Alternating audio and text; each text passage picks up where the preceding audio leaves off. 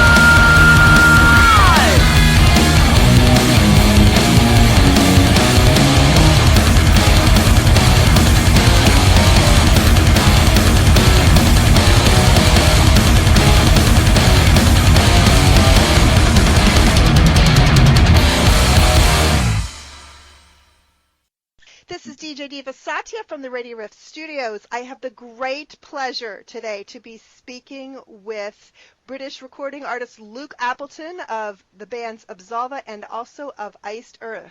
Welcome, Luke. Hello, it's good to be here. It is fabulous to have you. I've been really looking forward to this talk because, as I said before we got started, both of the bands that you're involved with are totally my kind of music, but we're going to focus mostly today on Absolva because that's the project that you're working with currently. Yeah. Right now, the lineup of the band is your brother Chris, lead vocals, Yep. lead guitar in the album. Yeah, that's correct. You got Martin McNee on drums. It says Luke Appleton, rhythm guitar, harmony lead guitar, acoustic guitar, backing vocals. Yeah, that's right. And Carl Schramm doing bass and backing vocals. Now, you seem like you've got the longest list of performing duties in this album. What, you didn't pick up the cowbell too? I've missed that one out, unfortunately. You can never have enough cowbell, really, can you? Obviously, it's my brother, Chris. I mean, I've known him all my life, and we've, quite recently when I've come back to be with Absolva, our musical techniques and songwriting capabilities have really improved, and we've really been gelling very well together, so we've been the most contributing acts on this album, and we've been gelling ideas together for the last few months or so. And it's just been working really well. It's a real great pleasure to be back writing with Chris, and it's the same for him. Our ideas just mash together, and it just works really well. And I've started playing guitar now because obviously I'm originally a bass player. But I do a lot of the rhythm guitars and some of the twin lead melodies and whatnot. And I've also been really getting into acoustic guitar as well. So, I don't know, just in the studio, ideas were thrown around everywhere. And we just decided I was going to do quite a lot of these parts. And, we played to our strengths. I was better at some particular things. Chris was better at some particular things. So, it just worked really well in the studio. Do you play any other instruments besides the ones we talked about? I play a little bit of drums, but I wouldn't I'm not good enough to be on an album yet. So it's just like basic stuff like drums and keeping beats and whatnot. But I really enjoy. That's how I write my riffs as well. I get on like a drum program and program the drums, and I've got a good ear for rhythms. And even my drummer in Iced Earth and Absolva, they say it's like, oh yeah, we really know how to sync together because I know where the bass should be, where specific kick drum patterns should be, and it just works really well. And I think people can see that, especially my brother now, because we just work really well together. I program the drums, he writes riffs, I write riffs, so everything just works really well together. That's the mark of a really well-honed bassist, that you're so in tune with what the bottom is doing in that way that you can actually write it. Absolutely, because it's all about the bass and the drums is like the rock of a band, really. That's how I've always seen it, and obviously it must have done me some good so far. Absolutely, and I'm a big fan of great bassists. It's funny, I wind up interviewing bassists so often. Yeah, it's an instrument I diddled around with a little bit myself, and not the one that I'm the best at, but the one that called to me the loudest, if you can understand what I mean by that. Yeah, didn't pick it up until my 40s, and I really just love playing around with it. So, is there an instrument you wish you had time to pick up and learn?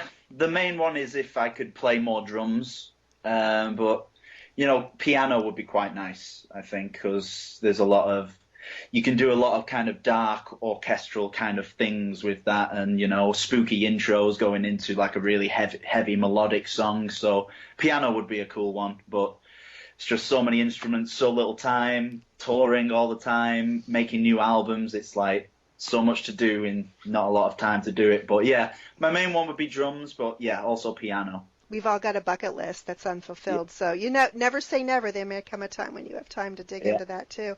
I really hope so. So your brother Chris picked up the guitar first. You went with the bass. As I said, as a huge fan of great bassists, I applaud that decision. Thank you. My father also played guitar, and he passed it on to my brother. And then they tried to pass it on to me, but I kind of noticed this bass in the corner of the room, and I was like, oh, what's that thing over there with 4 strings? And it just, I don't know, it just, like you say, it just calls out to you, and it just felt so natural for me. Well, what it seems like, too, also, I was intrigued by the fact that, your relationship, even from what you've just said in this short time with Chris, your brother, seems so complimentary. Has it always been that way? Hasn't there not been as much sibling rivalry as there often is between brothers, or you just always work together so well? It's a little bit of a mixture. I mean, we've always been a very close brother relationship kind of thing. He's my best friend. But towards the beginning, everything was okay. But then it just a few, brotherly disputes. I mean, it always happens.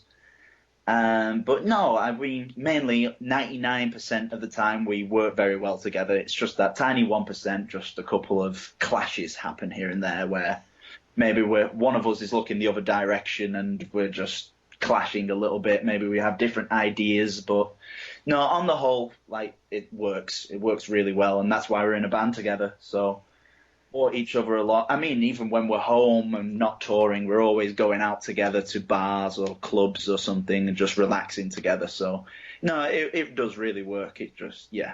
That's fabulous that you have such a tight bond and work well.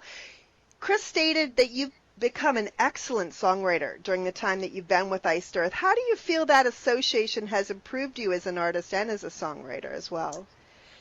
Well, I mean, I wrote a lot of the songs back in the day with mine and Chris's old band, Fury UK, and this was before I joined Iced Earth. And I mean, just looking back at the songs now, all those old albums we wrote, and I just think, oh, I could have done so much more with those riffs, and I could have, progressed them and whatnot. But I feel it is like a big learning curve, really, because we were young and, we were just starting, just seeing how the music business worked and what people thought and how songs were written and whatnot. So ever since joining Iced Earth, I've had a very big influence in songwriting in the direction of Iced Earth, and as my hero, working with my hero, John Schaefer from Iced Earth. He's a brilliant songwriter, and he's been in the music business for, over 30 years now. So I've had a lot of good inspiration being around him, and he's taught me a lot, and it's really good to be on that really big professional level to actually experience how things work and just watch a master at work, in his office. So I definitely think it's helped a lot, and I've loved every single moment of it. And coming back now to Absolva, I think it really shows, and I suggest a lot of really good ideas, and I take on board everybody else's points and just see how we can progress it to the best a song or the best a riff could possibly be. So, yeah, in the past 3 years, I think things have definitely improved dramatically.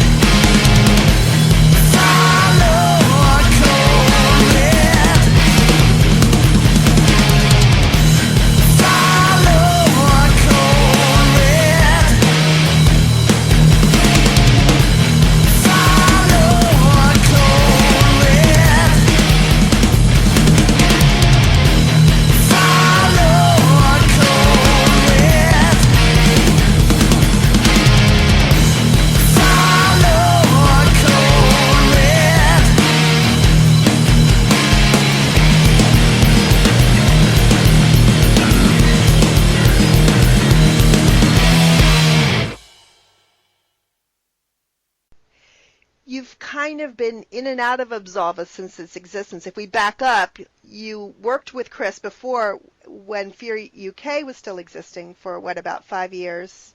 Yeah. And then he and his other friend Martin formed Absolva. You stepped in and out a couple of times, like you filled in during a tour. Yeah. You came in as a guest for the Anthem to the Dead album, which I have and I love, by the way. Love that album. Very nice album. And then in this incarnation of the band, you've stepped back and taken the rhythm guitar spot and left the bass duties to the very capable hands of Kim Schramm. Yeah, that's right. Well, basically, when I left to join Iced Earth, we were like going on tour pretty much constantly. I was away for a good 10 or 12 months straight or something.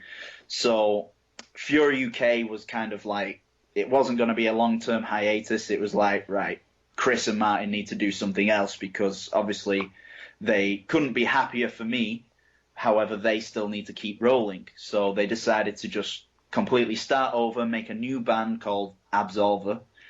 And then at the time they got a different guitarist and a different bassist. And just eventually they unfortunately couldn't stay in the band.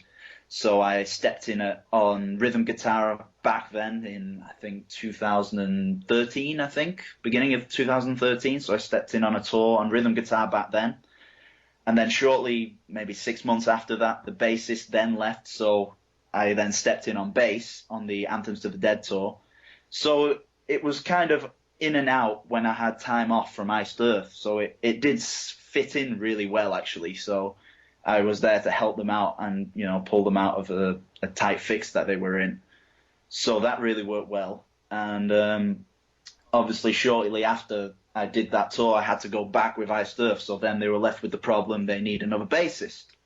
So then we got advertising for, right, let's see if we can find someone. And then we found Carl Schramm, who's a big Blaze Bayley fan, and he's a huge Iced Earth fan as well. So he was very interested in the position. And he just nailed the audition. He just came in and just learned all the songs, and he was a little bit shy. He's definitely the shy one of the band, and he's the man mountain, as we call it. I think he's about 6'6", but no, he really loves it, and he really wants to be here, and he really loves the music, and he just nailed the audition, and we just were like, okay, you're the guy who gets the job, So no, everything has slotted in really well. It sounds like just the grouping is so tightly wound, and I'm curious too because I'm a vocalist myself, and I've sung in choirs where we've had to work, in cohesion with one another, and yeah. Coming at an ensemble as a bassist and coming at an ensemble as a guitarist has to feel very different. Which do you prefer? Ooh, it's a tough one. Ultimately, the bass is always going to be my baby. But when I say I go on like a tour of a few months playing the bass, I like to just come home and know maybe, I've got another month or two tour on the guitar, for instance. So I like that variety, really. And when I'm songwriting, I have to write it on a guitar. It's just riffs seem to just flow better and pour out of me more quickly. But yeah, I think bass is still, it's mine. It's my little baby. And of course it makes you more versatile and perhaps understanding as a songwriter when you can hear what's happening from experience in all of those different ways. Because you sing too. I mean, you do backing vocals as well. So yeah, I do backing vocals also. So you have a personal understanding of every position there, which is not something every songwriter does. They're like, write this to do this. And it's like, well, that doesn't really flow on the tool that I'm using. Yeah, exactly. It is very handy because you understand your musicians and you understand kind of which direction you want something to go, so you can explain it better to other musicians, and then therefore things will get done quicker and probably even better. So, no, I understand. It does help a lot. So before we started the interview, I asked you to name a couple tracks that you wanted me to add to it, and one that you pulled as your personal favorite was Often of God. Yes, that's my little favorite one. It was I don't know, it was one of the last ones we wrote, and just everything about it just screams at me. It's got some really heavy, gripping riffs, and it's got a huge chorus which is screaming with melody, and it's a very catchy song, and it's very epic. So it's always just stood out for me. I mean, it's just stood out for me as my favorite song.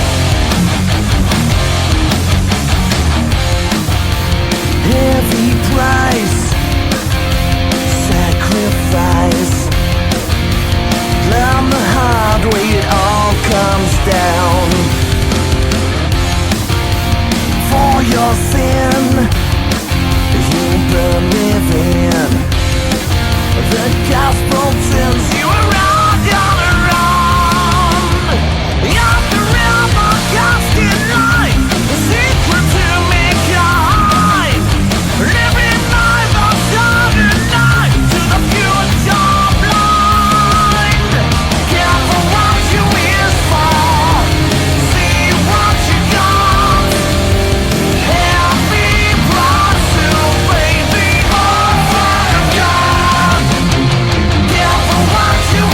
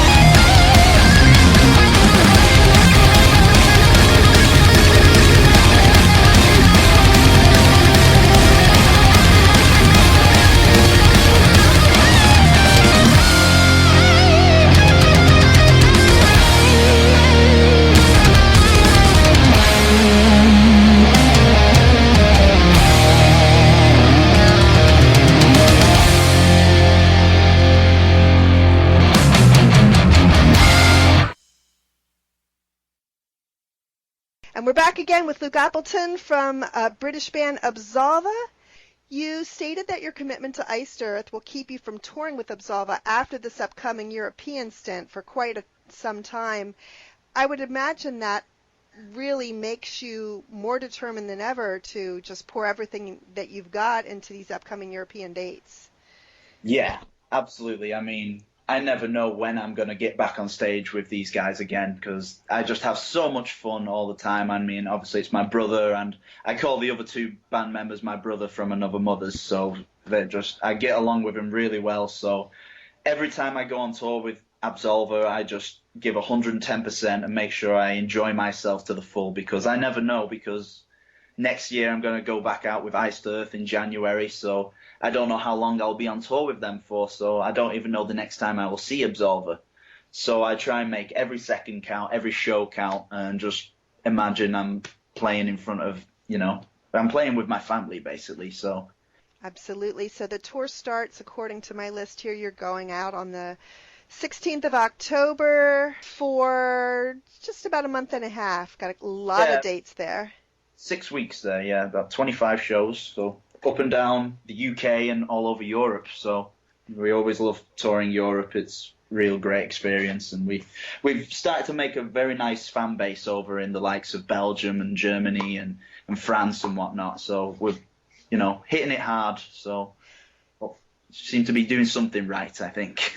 So what I'm seeing here is that I have a very few weeks to win the American lottery so that I can hit one of these shows, because you're not coming over here with this band. No, Absolva have never been to the States, unfortunately. I know, that's a sad thing for me. It must be done once. So maybe after a couple more years or something, and maybe we'll see what we can do and see if we can round up some shows over there.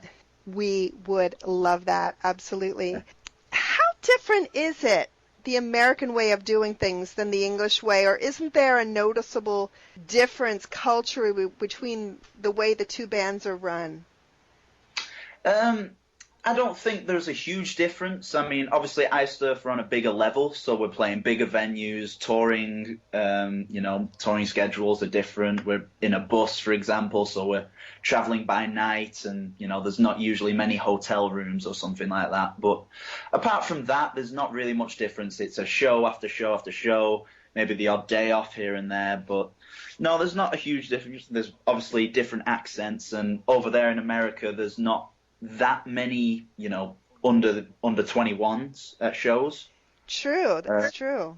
So that's probably the difference. Whereas over here, or in most places in Europe, we get some maybe 14, 16-year-olds. But that's probably the only difference.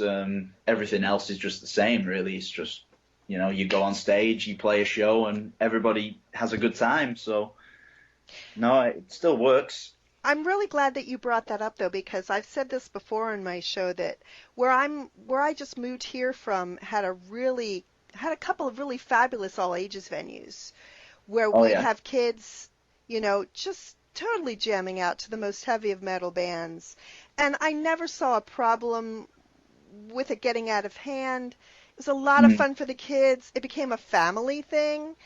Definitely. I would love to see more of that done here. You're right. There are not many places a band can book an all-ages shows here. Yeah. No, it is a shame, really, because I've seen, like, say, when we come to a show or pull outside the venue in the bus, there are some little kids there with little Iced Earth shirts with the parents or something, but they can't come to the show because they're underage. So it's a little sad, really. So we just make sure we have a picture of them, sign a shirt or CD or something. But no, it would be good to see over there. So, and it's the future of rock and roll and heavy metal, really. Yes, promoters and venue owners, take note. We need more all ages venues here in the U.S. because it totally works there. If it can work there, it can work here. Absolutely. Simple. All right, let's get back to Absolva's latest album. We talked also about the fact that you've got your first single out from the new release, No One Escapes. Yeah, that's right. Love the gritty driving sound you guys project. It has to be a real crowd pleaser at your shows. Yes, it is a very big crowd pleaser. We've been playing that song we played it on the last tour, actually, which was a few months ago or something.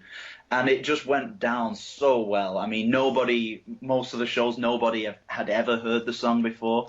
But by the end of, like, I don't know, it's 3 or 4 minutes, by the end of it, everybody was singing along to the chorus, and it was really incredible because it's just got that really nice groove and catchy chorus. So it really works, and, you know, it's really up-tempo, so it gets everyone going. It does. My fiance and I were talking beforehand. He owns the station. He owns Radio Riff, and he's a huge classic metal fan. And we talked about the fact that there's a fine line between being accessible to an audience and being spoon-feeding an audience, making it so simple that they don't have to do any work in order to connect. You guys walk that line really well. You put a great track together. You play it with technical prowess and ability, and you sell it, but it's not spoon-feeding metal. You know, it's not something like Dream Theater or something in like this, or Rush, but it still is technical, and we do like to put cool fills in there and licks and whatnot, but we're all about that, you know, tapping your foot to it or headbanging and all that stuff, all about the groove more than anything. So yeah, we like to try and keep that kind of old school Maiden, Accept, Black Sabbath kind of thing going on. And you do it really well. Really well. You filmed a video for No One Escapes, which I actually just put up on my Facebook page a little earlier. And you have another video in the works. You want to tell us anything about what you're currently filming? Yeah, we're currently filming the title track of the album. And we just recorded it at a local venue that we do quite a lot of work at.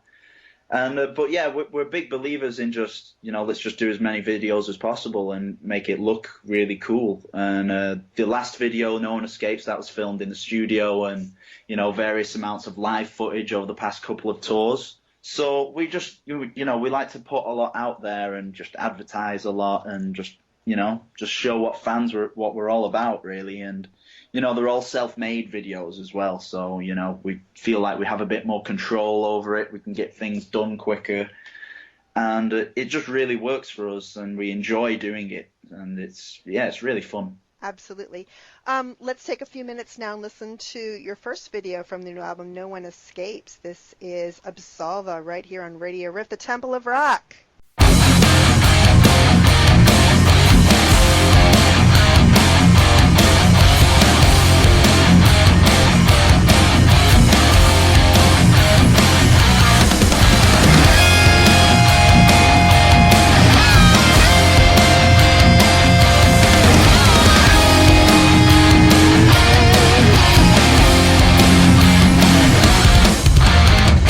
This dark place won't be all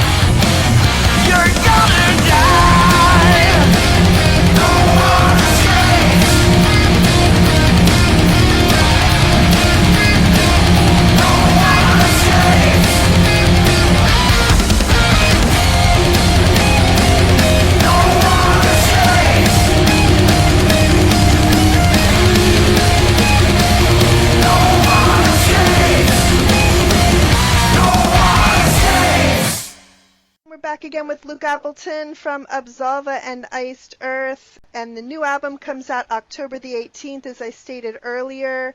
You've got to get a hold of it. It is fan-freaking-tastic, and the video that you said you're filming currently is for the title track, which is Never a Good Day to Die.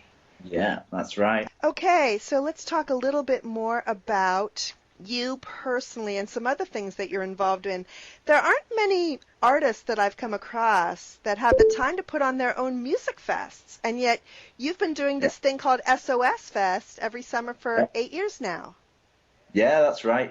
SOS Festival, based quite locally to where we live, actually. It's in Manchester, Ratcliffe, Manchester, and it kind of started almost around the same time as my old band Fury UK started. It was more just like my whole family's into music, so my brother, my mother, my father, and myself. You know, we just love music and we love promoting up and coming local bands or any UK bands, and now we've started getting into European bands coming over and playing the festival. And we started it eight years ago, and it's just grown and grown every year. It's an indoor festival around maybe 500 or 600 people. From bands all over Europe. It started off just one day, and just over the years it progressed to 2, and now it's to 3, and maybe next year we'll put it to 4 days or something. But all the fans, we're getting quite a regular following in the UK, and we get a load of people travelling over from Belgium and Germany, and we even got some people from China coming to the festival, and Canada. So it's really great to see, and we're getting some good acts playing. And last year we had Blaze Bailey, ex-Iron Maiden singer, headline the festival. We've had Gun play, Evil Scarecrow, Absolva, and lots of different bands. So no, we enjoy it a lot. So we're a very musical family. And that's so fabulous that you find the time and the energy, because I've helped work at several festivals. I mean, just helped, not organized, not all of the work that it takes to organize. And I've just been amazed at just how much it takes to put a one-day fest on, and you've grown into 3 days. Can you come over here and bring that to the U.S.? We need more of those here. SOS Festival US. Yes! I've always admired the big outdoor European festivals, and we have very few of those here as well. And with the demise of Mayhem over the summer, there's always this worry that we're going in the wrong direction. We don't want to lose opportunities for audiences to be exposed to new bands. We want to grow that. So now even more people around the world are going to hear about SOS Fest. When is it next year? July, is that right? Yeah, it's middle of July, but I can't remember the exact date right now, but I think it's something like the 23rd of July. So, yeah. Well, if they're smart and they just get on Facebook and follow Absolva or you, they'll find that out, I'm sure, and stay in touch when the next SOS Festival comes around. What's next on the Luke Appleton bucket list of wish fulfillment? You've already had so many big wishes fulfilled. My God, what else is there for you to do? What are you thinking? Oh, well, I'm a big movie buff and all that, so, I wouldn't mind getting into, even if it's just like a side cast, an extra or something, and I'm a big Walking Dead fan. I've seen like actors, Scott Ian from Anthrax, he was like an extra in Walking Dead, so if I can manage to do that, I think I could die a happy man then. What about Game of Thrones? That would be fun to guest on that. I love Game of Thrones as well. That's another one, actually, yeah. Game of Thrones and Walking Dead, because I saw Mastodon were on that, actually. Right. Game of Thrones. All right, Hollywood. Luke has an itch to be in a TV series, so hit him up the next time he's on a break from Iced Earth and happens to be in town. There you go. I hope so. I'll bring you with me if I get the job. Will you? Okay. Will you? I'll totally put in a good word for you and say, look, this guy's got the look and he's got the attitude and he works hard. Just give him a bit job. Let him in the stage. Come on. All right, so you mentioned earlier that you'll be getting back again with Iced Earth in January, and the downtime, of course, came out of John Schaefer's injuries. How's he getting on? He's doing really well, actually. He suffered a very serious neck injury. He was in a cast. He had surgery and whatnot. But shortly after that, he also had a serious elbow injury. So he wasn't doing very well for about 6 or 7 months. So we had to take a lot of time off and just let him recover. And we didn't want to just rush into anything, so we just decided to take I don't know, we've had like 18 months off or something now. So just to refinalize plans and get everything back on track. But now things are going very well. We've been confirmed for 70,000 tons of metal. I heard which I'm sure that, the big cruise. Yes, absolutely. I'm sure you've heard of. But I've never been on anything like that before. I've never even seen it. So I'm just, oh my God, what's it going to be like to play on a boat for like 5 days and just, party with all these bands and just meet all these people and, Oh my God. it just looks amazing. Who's going to be on that with you guys? I believe Lacuna Coil, who we actually know. We've met a few times. Same management sometimes, same tour manager, and so that'd be really cool to see them again. And I believe Hammerfall were confirmed not long ago. So, it'd be interesting to see them. I don't think I've ever seen them before live, so it'd be very interesting. So it's from the Florida to the Caribbean. So how much better? That's fabulous. That's fabulous. You're going to have a wonderful time. You're going to come home exhausted, burnt, and full of stories, right? Definitely. It's going to be awesome. That's great. Can't wait. I want to thank you so much, Luke, for taking the time to talk with me. I have loved it. I hope to see you when you're touring in the U.S. somewhere with Iced Earth, and at some point we've got to bring Absolva over here so I can see them as well, because I'd love to meet your brother, Chris, and the rest of the guys and just tell them how much I appreciate their albums as well. Thanks again for taking time. We're going to listen to a little more Absolva on the way out. Yeah. Thanks again, Luke. The Riff.